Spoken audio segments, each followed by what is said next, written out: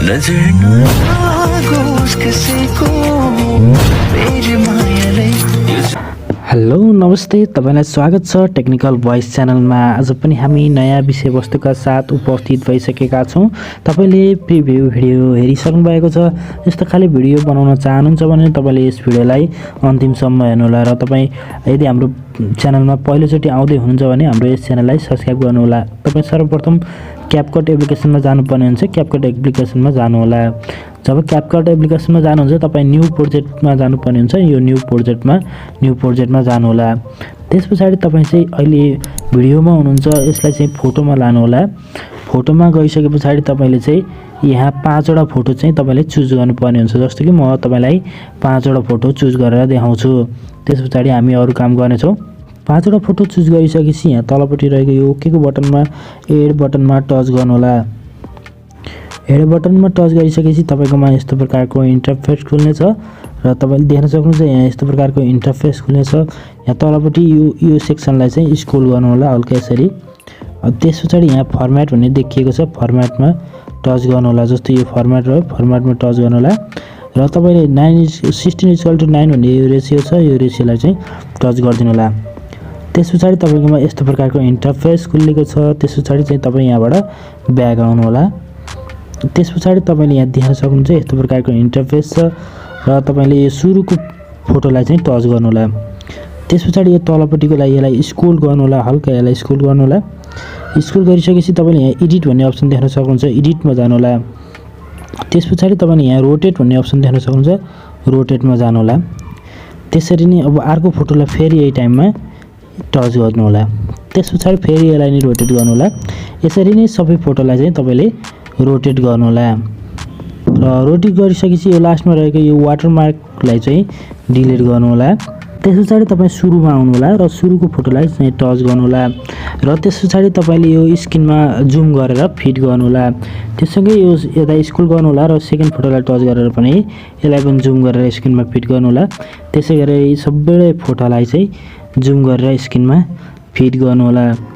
Fit गरिसकेपछि तपाईले अब ड्युरेसन राख्नुपर्ने हुन्छ। ड्युरेसनको लागि पहिलो फोटोलाई टच गर्नु होला। तपाईको ड्युरेसन यहाँ देखाएको हुन्छ। यो ड्युरेसन चाहिँ तपाईले यहाँ देख्न सक्नुहुन्छ।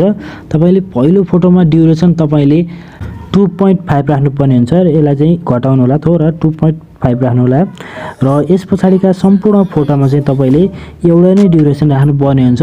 त्यो ड्युरेसन चाहिँ 2.8 रहेको छ। तपाईले 2.8 सबै फोटोमा, यहाँभन्दा पछाडिका सम्पूर्ण फोटोमा चाहिँ 2.8 राखिदिनु होला।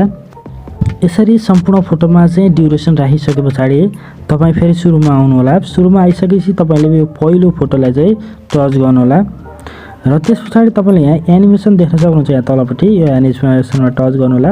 त्यसपछि यहाँ कम्बो भन्ने देख्न सक्नुहुन्छ। यो कम्बोमा चाहिँ तपाईले टच गर्नु होला।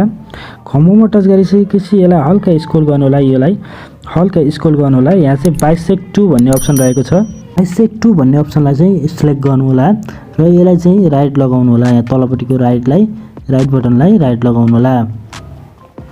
त्यसगरी तपाईले यो सेकेन्ड फोटोमा यही टाइममा टच गर्नु होला र त्यसपछि फेरि कम्बोमा जानु होला। यसलाई हल्का स्क्रोल गर्नु होला। यहाँ तपाईले पेन्डुलम 1 भेट्न सक्नुहुन्छ। पेन्डुलम 1 सेकेन्ड फोटोलाई लगाइदिनु होला र यस पछाडिका सम्पूर्ण फोटोलाई चाहिँ तपाईले पेन्डुलम 1 नै लगाउनु पर्ने हुन्छ र थर्ड फोटोलाई टच गर्नु होला। फेरि कम्बोमा जानु होला र यस पछाडि यसलाई हल्का स्क्रोल गर्नु होला। यो पेन्डुलम 1 छ, यसलाई लगाइदिनु होला। यसरी राइट लगाउनु होला। त्यसपछि फोर्थ फोटोलाई टच गर्नु होला, कम्बोमा जानु होला। त्यसपछि यसलाई हल्का स्क्रोल गर्नु होला। पेन्डुलम 1 छ, यसलाई राइट लगाउनु होला। 5 फोटोमा जानु होला, कम्बोमा जानु होला, पेन्डुलम 1 मा जानु होला। यसरी नै सम्पूर्ण फोटोमा तपाईले एनिमेसन लगाउनु होला। त्यसपछि तपाई फेरि सुरुमा आउनु होला। सुरुमा आइसकेपछि तपाईले सुरुको फोटोमा आउनु होला। सुरुको फोटोमा आइसकेपछि तपाईले सुरुको यो फोटोलाई छोडेर यसको सेकेन्ड फोटोको सुरुमा आउनु होला।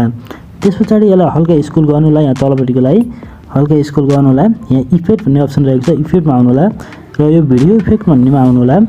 भिडियो इफेक्टमा आइसकेपछि यसलाई स्क्रोल गर्नु होला। यसलाई चाहिँ हल्का स्क्रोल गर्नु होला। यसरी स्क्रोल गरेर यहाँ चाहिँ मोड भन्ने अप्सन रहेको छ। मोड भन्ने अप्सनमा चाहिँ लैजानु होला। यहाँ मोड भन्ने अप्सनमा त्यसपछि तपाईले यहाँ चाहिँ यसलाई हल्का स्क्रोल गर्नु होला। यहाँ चाहिँ तपाईले म्याटर भन्ने अप्सन पाउनुहुन्छ। म्याटर भन्ने अप्सनलाई चाहिँ तपाईँले सिलेक्ट गरिदिनु होला। त्यस पछाडि यसलाई राइट लगाइदिनु होला र तपाईँले चाहिँ यो फोटो जत्रो छ, सेकेन्ड फोटो जत्रो छ त्यत्रोमा यसलाई ब्यालेन्स गर्नु होला। जस्तो म ब्यालेन्स गर्छु, यसरी ब्यालेन्स गर्नु होला र यसलाई चाहिँ कपी गर्दै अरू फोटोमा पनि म्याटर नै लगाउनु होला।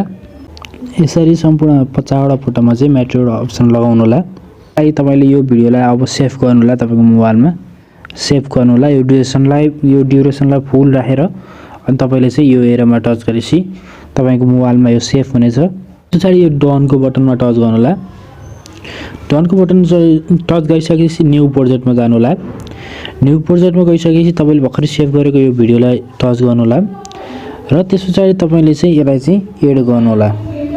एड गर्दा बित्तिकै तपाईँकोमा यस्तो प्रकारको इन्टरफेस खुल्नेछ। यहाँ तलपट्टि स्क्रोल गर्नु होला, फर्मेटमा जानु होला र टच गर्नु होला र तपाईँले यहाँ चाहिँ नो इक्वल टु 16 भन्ने अप्सन टच गर्नु होला। त्यस पछाडि एरोबाट बाहिर आउनु होला। त्यस पछाडि यो फोटोलाई टच गर्नु होला। यो तलपट्टिकोलाई हल्का स्क्रोल गर्नु होला। यहाँ एडिट भन्ने अप्सन रहेको छ, एडिटमा टच गर्नु होला र रोटेट गर्नु होला। 3 चोटि रोटेट गर्नु होला, 1 चोटि, 2 चोटि, 3 चोटि। त्यस पछाडि तपाईँको मोबाइलमा सही तरिकाले ब्यालेन्स भएर आउनेछ। त्यस पछाडि तपाईँ योबाट ब्याक आउनु होला। यसबाट फेरि ब्याक आउनु होला। त्यस पछाडि यसको सुरुमा यसलाई स्क्रोल गर्नु होला र यहाँ अडियो भन्ने अप्सन रहेको छ, अडियोमा जानु होला। अडियोमा गएर यो साउन्डमा जानु होला। साउन्डमा गइसकेपछि तपाईँकोमा यो फोल्डरको अप्सन छ, यो फोल्डरको अप्सनमा टच गर्नु होला। त्यस पछाडि extra sound for music video भन्ने अप्सनमा टच गर्नु होला र तपाईँलाई मैले एउटा भिडियोको लिङ्क चाहिँ डिस्क्रिप्सन बक्समा दिएको छु। त्यो भिडियोलाई तपाईँले डाउनलोड गर्नु होला र त्यो भिडियोलाई चाहिँ डाउनलोड गरेर तपाईँले त्यही भिडियोलाई टच गरिदिनु होला र इम्पोर्ट साउन्ड ओन्ली भन्नेबाट अप्सनमा टच गरिदिनु होला। त्यस पछाडि तपाईँले यसलाई हल्का स्क्रोल गर्नु होला र यो पहिलो नम्बरको यो प्लसको चिन्हमा चाहिँ टच गर्नु होला। त्यस पछाडि तपाईँको मोबाइलमा साउन्ड आइसकेको छ र तपाईँले यो लास्टमा भएको यो वाटरमार्कलाई चाहिँ डिलिट गर्नु होला। त्यस पछाडि तपाईँले प्ले गरेर हेर्न सक्नुहुन्छ। जस्तो कि म तपाईँलाई प्ले गरेर देखाउँछु।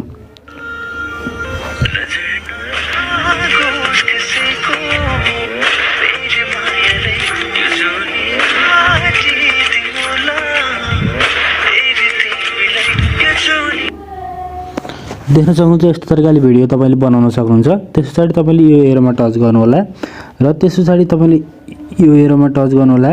त्यस पछाडि चाहिँ यो एरोलाई फुल ड्युरेसनमा राख्नु होला र तपाईँले यसलाई चाहिँ सेभ गर्नु होला। त्यस पछाडि तपाईँले यो टिकटकमा या जुन कुनै ठाउँमा पनि तपाईँले युज गर्न सक्नुहुन्छ। आजको तपाईँलाई यस भिडियो कस्तो लाग्यो सुझाव सल्लाह प्रतिक्रिया दिन नभुल्नु होला। हाम्रो यस च्यानललाई अझसम्म सब्स्क्राइब गर्नुभएको छैन भने सब्स्क्राइब पनि गरिदिनु होला। आगामी दिनमा यस्तै भिडियोको साथ हामी उपस्थित हुनेछौँ। त्यतिन्जेलका लागि बिदा दिनुहोस्। नमस्ते, तपाईँको दिन शुभ होस्। जय नेपाल।